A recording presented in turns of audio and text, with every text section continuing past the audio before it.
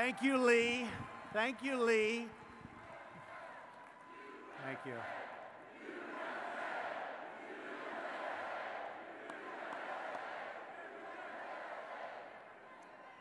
And thank you also to Commander Harmon.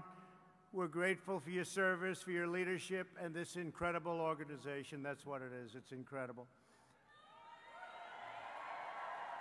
I'm honored to be here today in Kansas City, Missouri, to pay tribute to the men and women who make freedom possible. Kansas City, and what a special place, what a special group of people. The veterans of foreign wars, you people should be very proud of yourselves. I want to personally thank each and every one of you who has served our country in uniform, defended our nation in battle, and protected our great American flag. Thank you.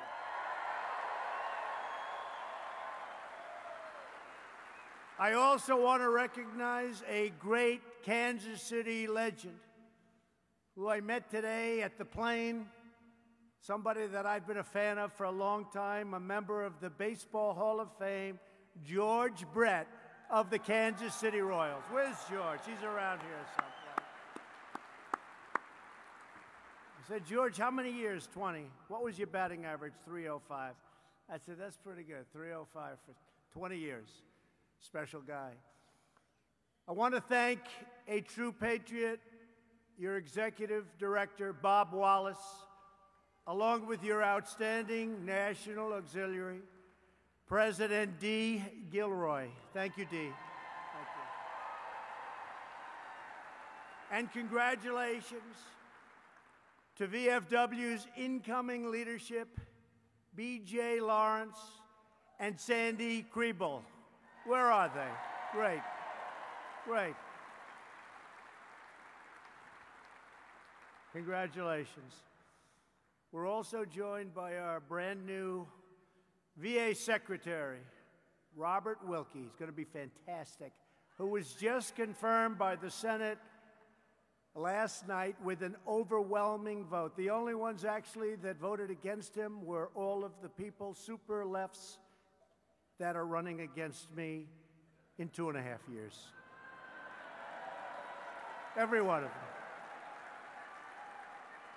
If you want to know who's running, just take a look at Wilkie's score, because every single one of them, there'll be probably quite a few more, but in the Senate, that was it. But what a great vote, and he's going to do a fantastic job. There's been nothing more important to me. Thank you. Thank you, Bob. I also want to thank our acting VA Secretary, Peter O'Rourke, for doing such a fantastic job in the meantime, holding down the fort until Wilkie got approved. And Peter is going to be joining the whole team, and they are doing numbers, and they are doing a job with choice and with all of the other things that we've gotten approved. They're doing some job for our vets. It was a very important commitment that I made to you during the campaign, and we're fulfilling that commitment. Several terrific members of Congress are here today as well, great friends of mine. They've helped me so much. We're joined by Kevin Yoder from Kansas. Incredible guy. Kevin Yoder, what an incredible guy. And members of Missouri's congressional delegation, Vicki Hartzler, Billy Long, Jason Smith, along with your state's Attorney General. Hopefully, we need him so badly. Hopefully, your new senator to be Josh Hawley. We need Josh badly. Josh, thank you. In fact, Josh, do me a favor, come up here just for a second. Just shake my hand. This guy is a special man. Come here, Josh. Come here.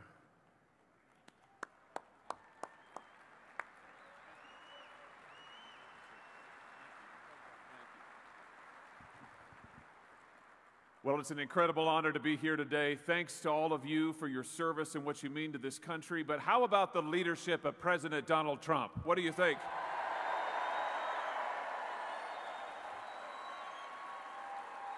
You know, when I think about President Trump, there's one word that comes to mind. That word is courage. Do you agree? How many people over the years have said that they'll do this or they'll do that, but there's one guy who had the guts to actually fulfill his promises, the guts to move our embassy to Jerusalem, the guts to actually stand up against our enemies overseas, the guts to put conservatives on the Supreme Court of the United States, and that's Donald Trump.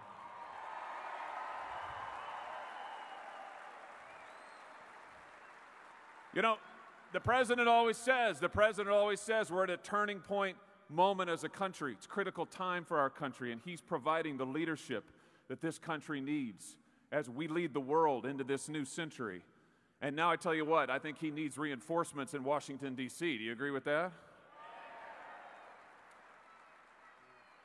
So let's do this. Let's show our appreciation again for President Trump and the leadership that he is giving to this country, and let's redouble our efforts and recommit ourselves to standing together, working hard, and making America great again.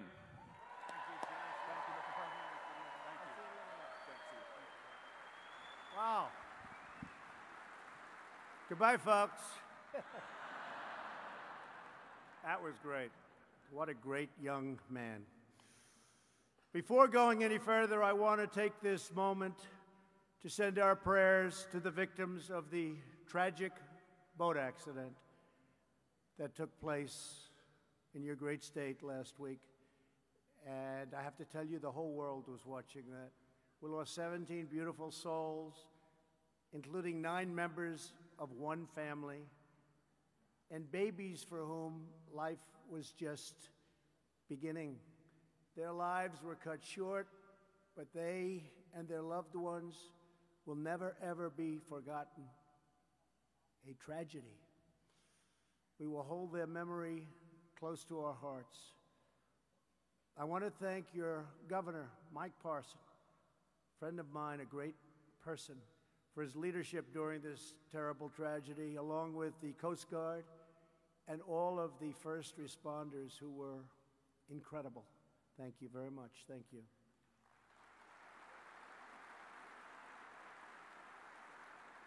Next year will mark the 120th anniversary of the Veterans of Foreign Wars, the oldest major veterans organization in our country. That's pretty good, right? For more than a century, the VFW has represented American heroes who promoted American values, and they did so with honor.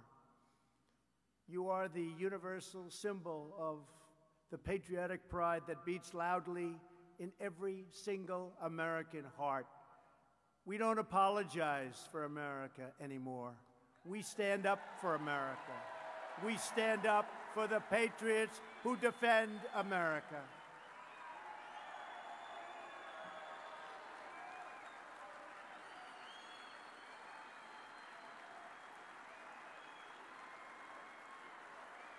And we stand up for our national anthem.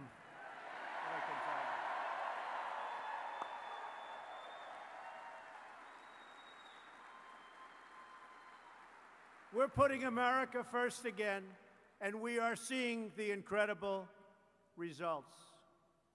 We're destroying the bloodthirsty killers known as ISIS, almost gone.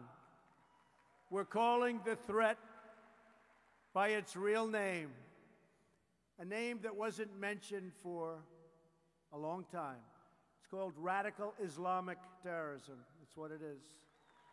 You have to know your enemy before you can defeat your enemy.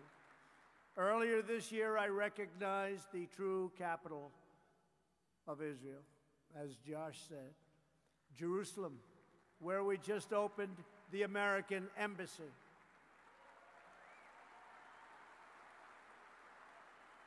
They thought it would never be named, and after it was named, they thought it would never get built. And I built it within 4 months. How about that one? You know that story. 4 months. They came to my office. They had a document to be signed, $1 billion for the embassy. I said, $1 billion? They didn't have a site. They didn't know anything. And our great ambassador to Israel called, David Friedman, who's a very successful lawyer in New York City, one of the most. And he said, you know, we could do it a lot faster. We have a great site. We have a building already on the site. We could renovate the building quickly, and we could open the embassy if you'd like to do that, sir. I said, how much would it cost? He said, $150,000. I said, what? What? He said, I think we can do it in 4 months. So we're talking about $1 billion, maybe in 20 years, maybe never, probably never happens, right? We know what goes on.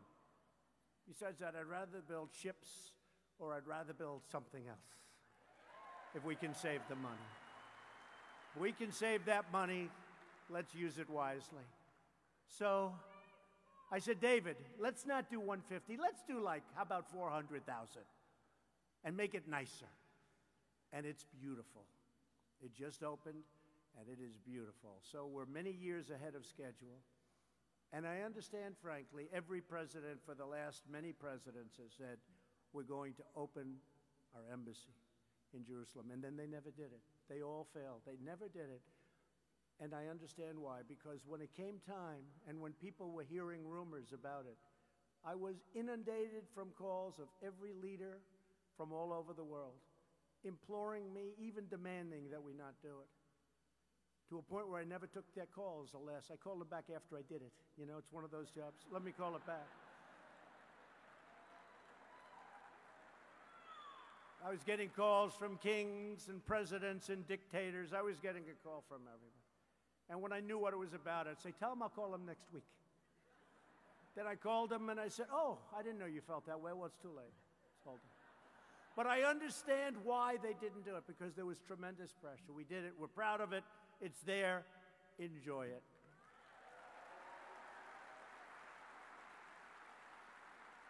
And by the way, the biggest fan may very well be the evangelicals. They wanted that built. They wanted that there. So we're very proud of it. We've removed unnecessary restraints on our warfighters in Afghanistan. Those who risk their life and limb for our country, they deserve rules of engagement that give them the best opportunity to finally defeat the enemy.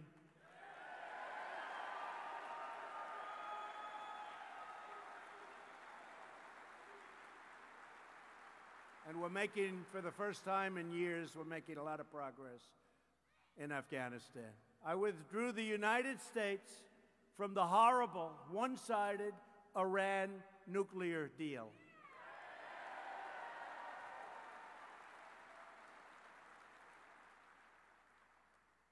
And Iran is not the same country anymore.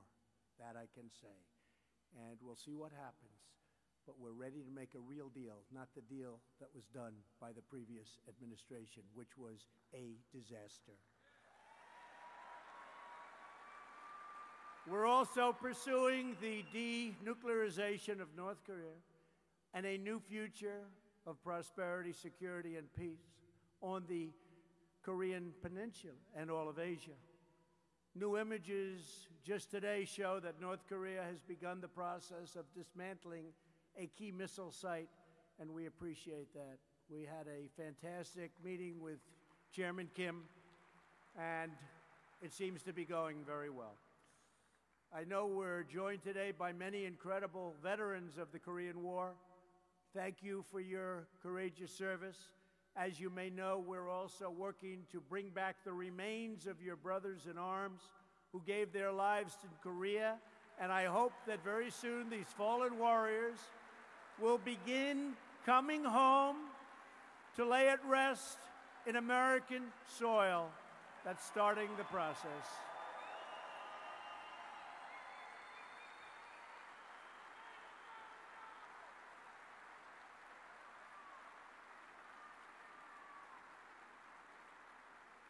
At the very end of our meeting, I said to Chairman Kim, good relationship, good feeling. I said, I would really appreciate if you could do that. He said, it will be done. So I was very happy, and I think that process is starting fairly soon, we hope. because we believe in no American left behind. We believe in that, right? No American left behind. I want to thank the VFW for your devotion to our fallen heroes, unknown soldiers, prisoners of war, and those missing in action and their families. No one better understands the horrors of war than the people in this room. It is the warrior who bears the scars of battle and who prays most fervently for peace. That is why we remember George Washington's advice that the best way to preserve the peace is to be prepared for war.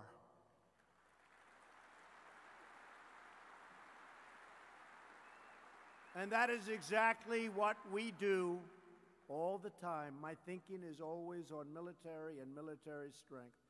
That is why I'm proud to report that we are now undertaking the greatest rebuilding of our United States military in its history. We have secured $700 billion for defense this year and $716 billion next year, approved.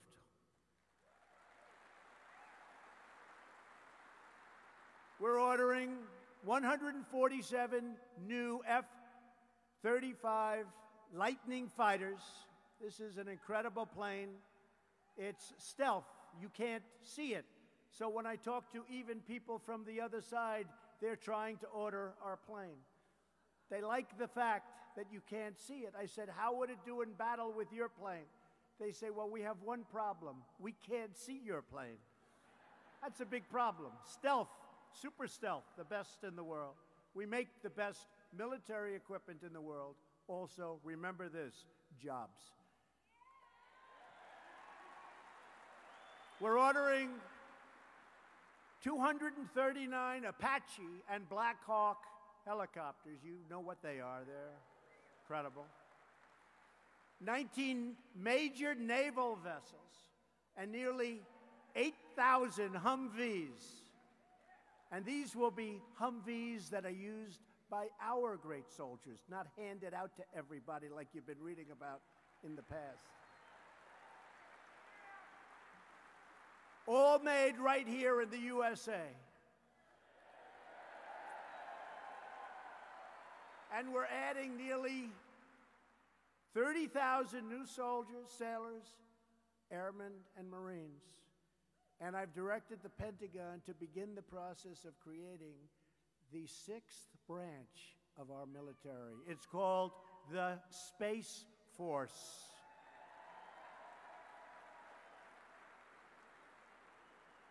We are living in a different world, and we have to be able to adapt.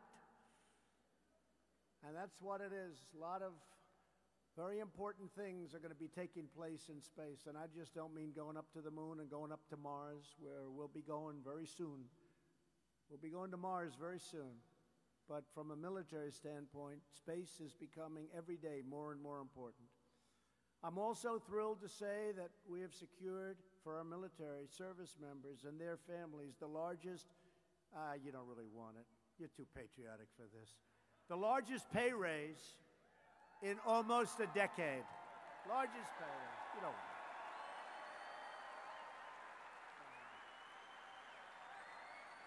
it. You don't want it.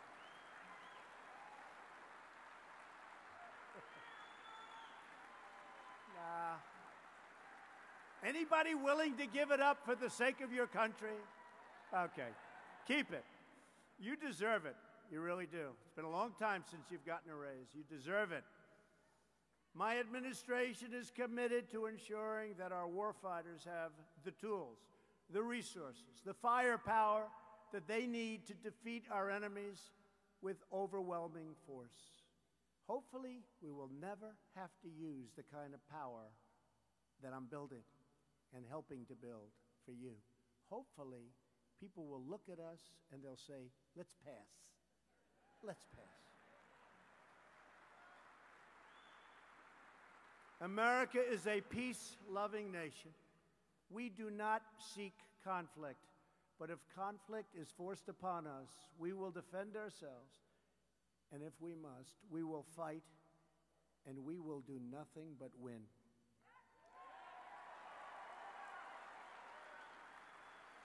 As the great General MacArthur once said, in war, there is no substitute for victory. Victory. We're also committed to ensuring that when our warriors return home as veterans, they receive the best care anywhere on earth.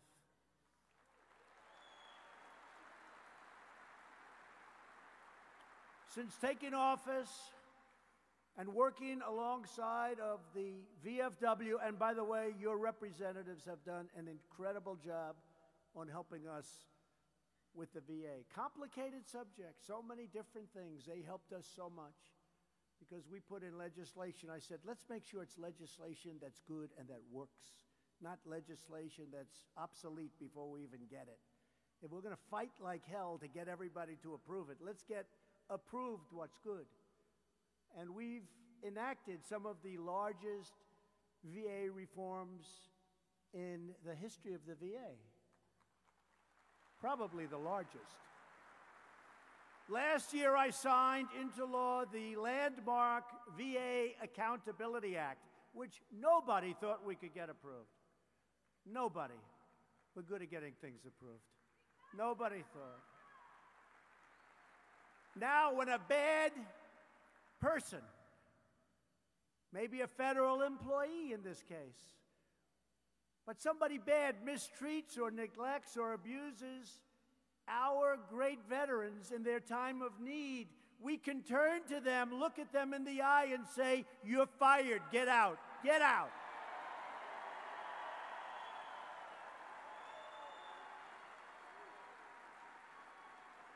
Before, there was nothing you could do. You had to live with these people.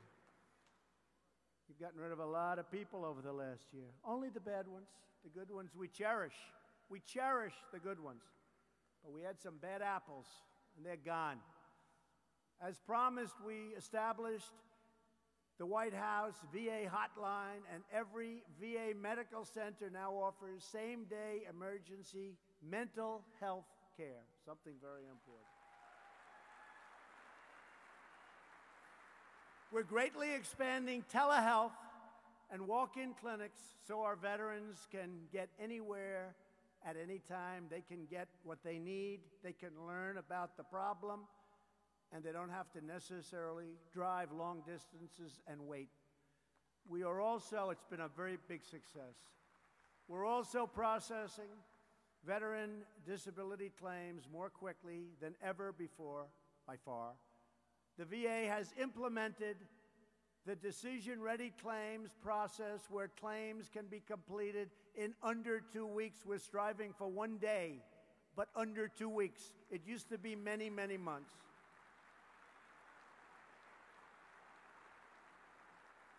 Last year, I signed legislation.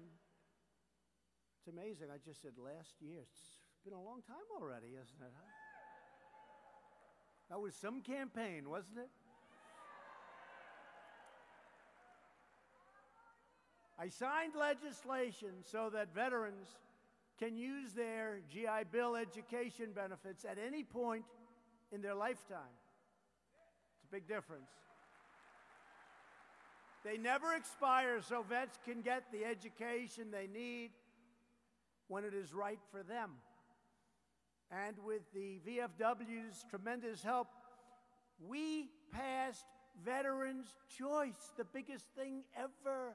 The biggest thing. That's got to be the biggest improvement you can have.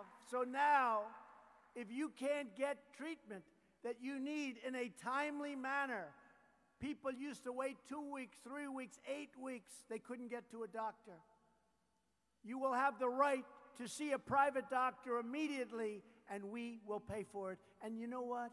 It's very, very cost effective, and thousands and thousands of lives are going to be saved, and your quality of life is going to be so much better. So you don't have to wait online for 2.5 weeks to see a doctor like in the past. Veterans' Choice has been passed.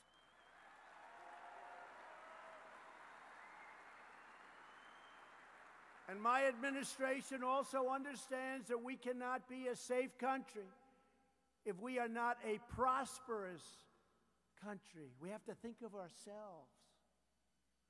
You have to see these trade deals I'm working on. They're a disaster. We're losing hundreds of billions of dollars with individual countries a year. And they're sticky, and you got to stick it out. We got to fight it. Nobody else fought it. I went to some of the countries. I said, how did it get so imbalanced? They said, nobody ever called. They said, nobody ever called. They do whatever they wanted, and we just put up with it. Not any longer, folks. Not any longer. Making tremendous progress. They're all coming.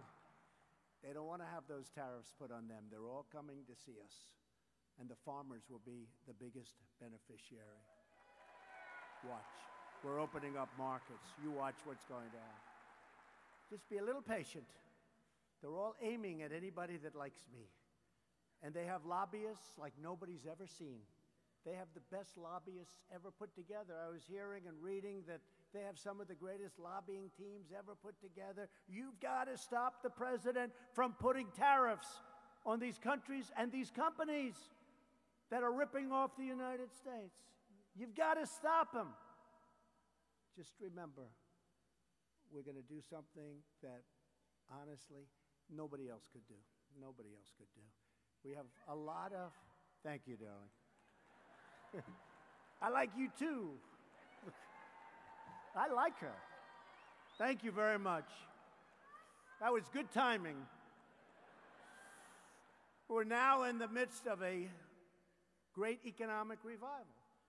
And it's for that reason that I chose this is the time. Last year, our country lost $817 billion with a B dollars on trade. We lost $817 billion. And people say, oh, could you do it this week? Could you get it done immediately?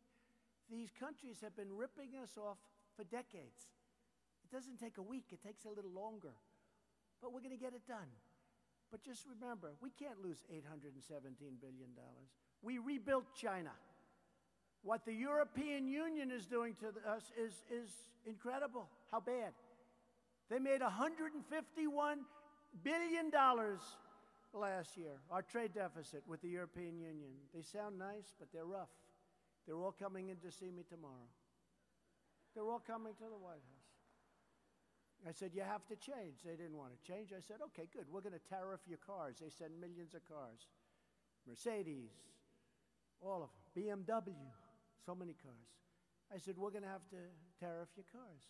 They said, when can we show up? When can we be there? Would tomorrow be okay? No, folks, stick with us. Stick with us.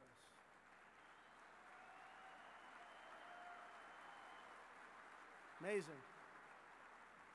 But remember, they have the biggest, best, strongest lobbyists, and they're doing a number. Just stick with us. Don't believe the crap you see from these people, the fake news.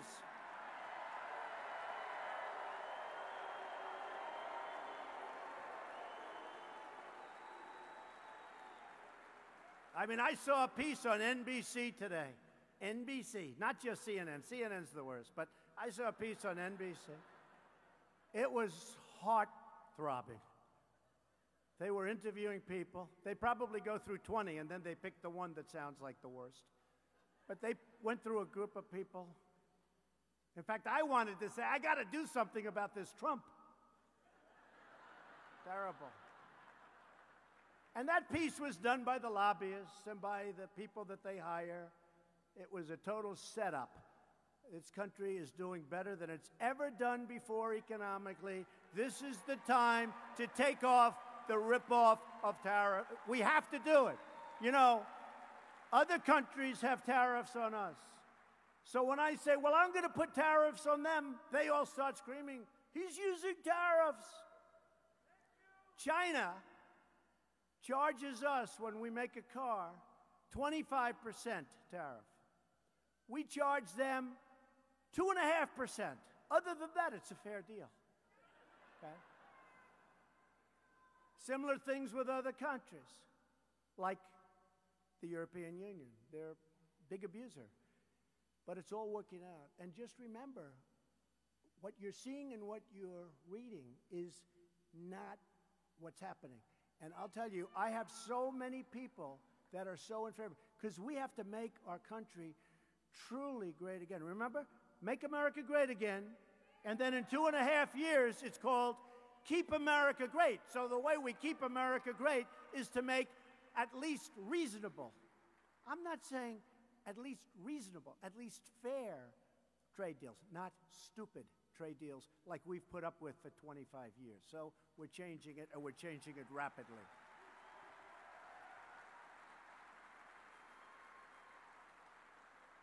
Over the last little more than a year and a half, we've created 3.7 million jobs since election. African American, Hispanic, and Asian American unemployment has reached the lowest levels ever recorded in our country's history. The lowest levels. Unemployment, lowest level. Remember, I used to say, I said it here, what do you have to lose? I was right. Women's unemployment recently achieved a 65-year low, lowest in 65 years.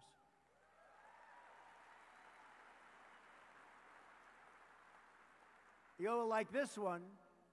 Veterans' unemployment has fallen to the lowest level in almost 18 years. We're working to make it better, I'm sorry. You know, 18 years isn't so good when you hear history and 65 years. 18 years, and I'll guarantee within a month or 2 months that 18 will be even a much higher number. Take great care of our vets. Consumer, business, and manufacturing confidence has reached its all-time highs. Confidence is all-time high. We've cut a record number of job-killing regulations. No president, no matter how long they've been in office, even though we're only here for a short time, has cut anywhere near the regulations. And these are unnecessary. These are waste regulations.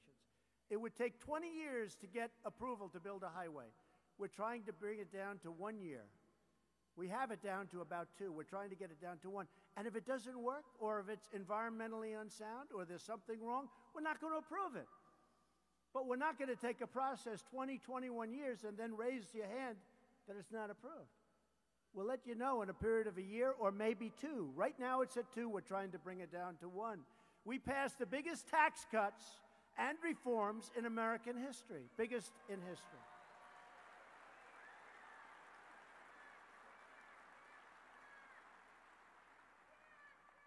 And unfortunately, we had tremendous opposition for lowering your taxes from Claire McCaskill.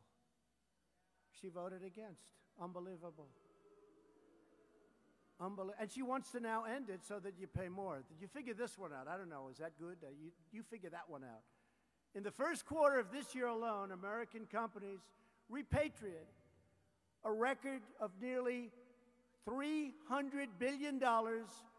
This is in the first quarter. And it's coming back into our country with our companies and our employment and building plants and factories and headquarters in our country where it belongs. We think the number, and this is all because of our tax reform and tax cuts, we think the number will be close to $4 trillion coming back into our country. Money that would never have been seen by you or us or me. And just like I promised, we're confronting the unfair trade deals, and we are doing it like nobody's ever done because our workers have been cheated, our companies have been cheated, they've stolen our wealth, they brought it to other countries. As you know, I campaigned on that issue. It's very close to my heart. I understand that issue better than anybody. I don't like it when they close a factory in your state or a plant in your great state, and they move it to another country, and they make the product. They fire all of you. and they make the product and they send it back into our country to be sold tax-free. I don't like that. I don't like it. We're stopping it. We're stopping it. Because companies are moving back into our country like never before. You saw Chrysler announced, many are announcing. Japan's just announced 2 big companies are opening up in Michigan. We have a lot of companies coming back into our country. You haven't seen that for 25 years. You haven't seen it. And we need workers because our unemployment rate at 3.8% is so low. Now we're taking people off the rolls and we're training people, but we need workers. And that's why I want people coming in. You know, people don't say this, and they certainly don't report it, but I want people coming into our country, but I want them coming in based on merit. I want the merit system so they can help us. Merit.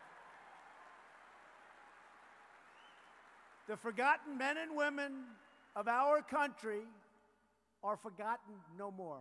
The Democrats are trying to find out who are these people that came out to vote? Where did they come from? Remember that? Where did they come from? Now they know, but they're not going to the Democrats who are going so far left that nobody can believe it. They want open borders and crime's okay. We want strong borders and we want no crime. Other than that, we're very similar. Other than that, we're very similar. We also know that to be a strong nation, we have to have these strong borders. We cannot send our military to confront threats abroad, only to allow those same threats to cross our borders and to threaten us right here at home. We help other countries protect their borders, and we don't protect our own borders. How about that? We're fighting every day to secure our borders, and we're doing a great job. But we're not given the tools. We have the worst laws in any country ever in history. We have catch and release. You catch them. And now we say, give me a name. Oh, good. Come back in a couple of years, we'll take you to court. You're released. This is the policy of fools. Catch and release. You catch even a criminal. You catch a bad person. You release the person as soon as you catch them. We have to end it. Despite that, we're doing a great job. And ICE. Oh, ICE. Thank goodness for ICE. Because we have some of the worst drug dealers, terrorists, criminals, and MS-13 gang members. And we're either throwing them the hell in jail or throwing them out of our country, and ICE goes up there and they walk in like it's another day in the office. Thank goodness for ICE.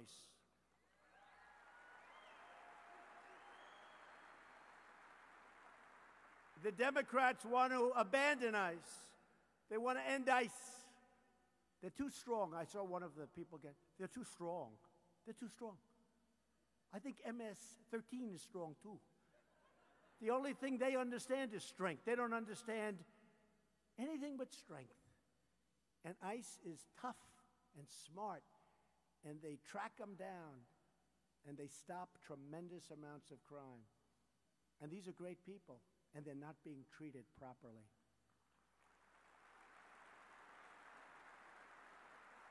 And the fact is, instead of supporting our ICE officers, many of these Democrat politicians who are really disciples of a very low IQ person, Maxine Waters, and perhaps even worse, Nancy Pelosi, they've launched vicious smears on the brave men and women who defend our communities. ICE officers work in dangerous conditions to protect our communities. And more than a third of ICE officers happen to be veterans themselves. About a third. But Democratic politicians want to abolish ICE. They want to see open borders. Can you imagine? You know, every once in a while you'll hear something, and usually you understand, like in deal making, you always have to understand the other side. When you hear open borders, when you hear get rid of ICE, when you hear some of the things that they're proposing, it's like you can't even understand it. Can you imagine? Open borders, you'd have millions of people pouring into our country. Millions and millions of people. Many people that you don't want in our country. But you would have millions of people pouring into our country. The crime would be unbelievable. And they want to get rid of the crime fighter on top of everything else. Open the border and get rid of your crime fighters. You don't understand it. Nobody understands it. But I hope they keep it up, because we're going to have a lot of fun in 4 months, and we're going to have a lot of fun in 2020 running against that. My administration will always stand proudly with the heroes of ICE and Border Patrol. They are heroes. And I want them to know that we thank them. The veterans of foreign wars understand better than anyone the importance of honoring those who put service to their fellow citizens before they put service to themselves. That's both at home and abroad.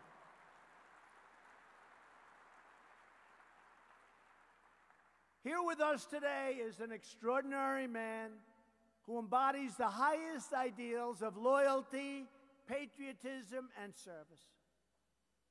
He is a World War II veteran from the great state of Pennsylvania. That's another one we won. We won you guys by 20 points, of course. I'm not going to bring that up. I'm not going to tell that to George Brett. 20 points. Many of you know him well. He's a lifetime member of the VFW. Sergeant Alan Jones. Where's Alan? Where's Alan? Sergeant.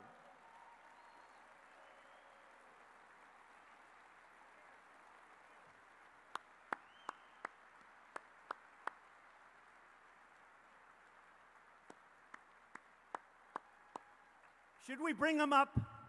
Come on, Alan.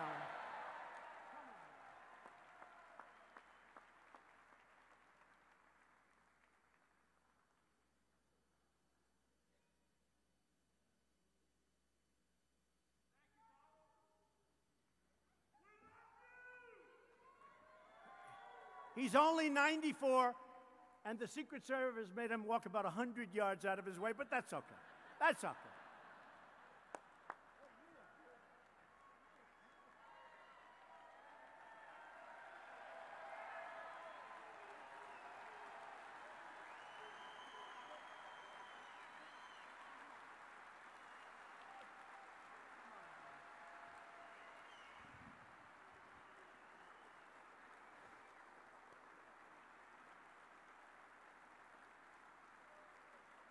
I just thank you.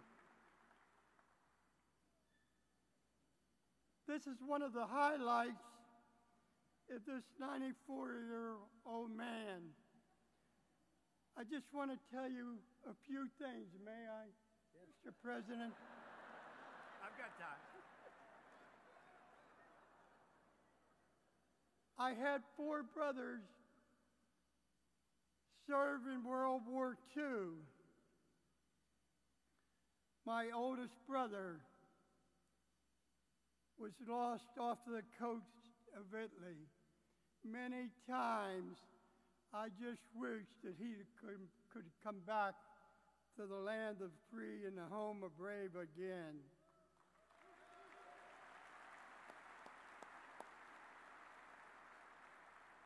I've given to the veterans of foreign wars 70 years of my life.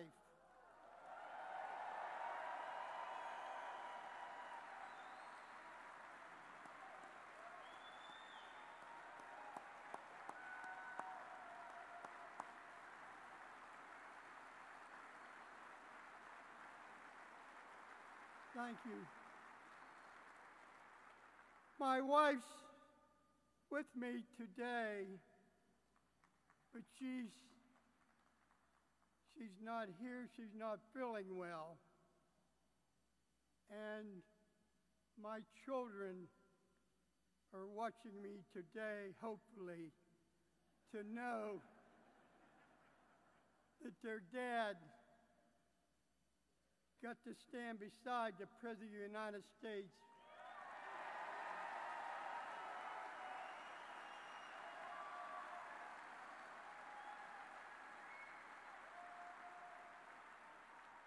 with the President. Mr. President, I want to ask you something.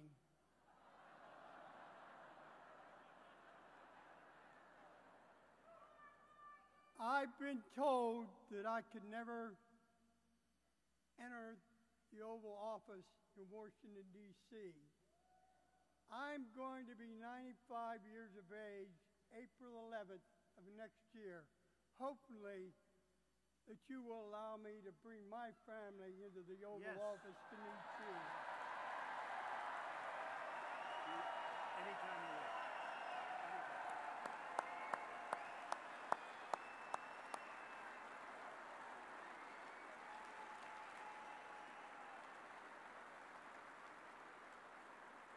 One last thing, Mr. President. I want to tell you, Mr. President, this group knows not to give the mic to Alan Q. Jones when he's at a state convention or the national convention. I asked you to autograph this picture personally because this was taken to you, with you, when you were running for election as the President of the United States. Thank you. Beautiful. Wow. Thank you. Let me have that. Have a good one here, Ellen. That's so beautiful.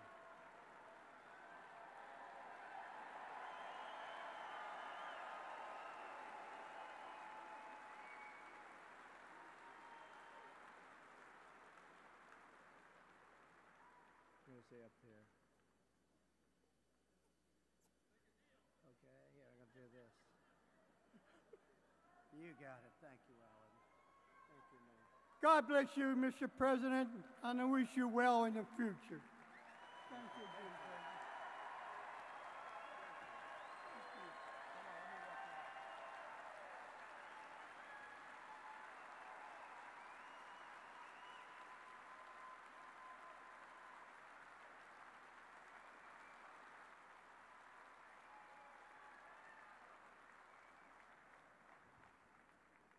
I started to get a little bit concerned when he was finishing. Well, this is the president that will have you in the Oval Office, so all of my people back there, they're working it out already, okay? With honor. And we pay tribute not only to Alan, but to all of the heroes of the greatest generation.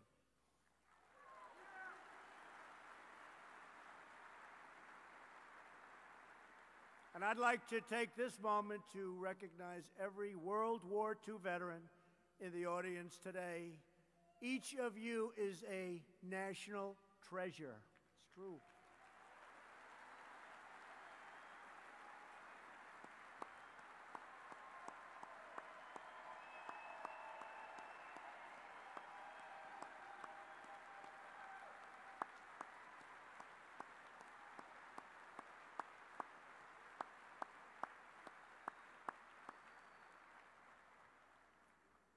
We will never forget what you did for us, ever.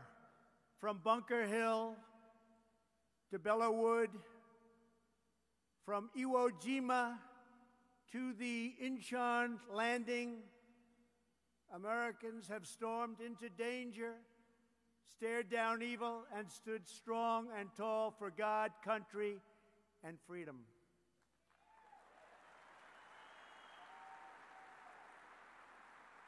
Anytime we see an American in uniform, from the Army, Navy, Marines, Air Force, or Coast Guard, our hearts swell with pride. And anywhere those uniforms appear, our enemies tremble with fear because they know There is no greater force for peace and justice than the United States military.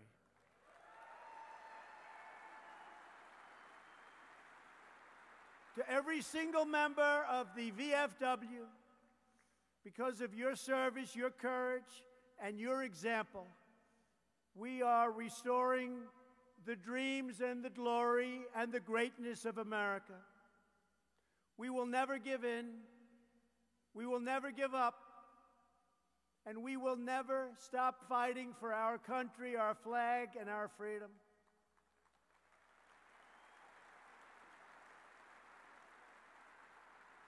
Together we will keep on fighting, and we will keep on winning as one people, one family, and one nation under God. Thank you. God bless you. God bless our veterans, and God bless the United States of America. Thank you very much.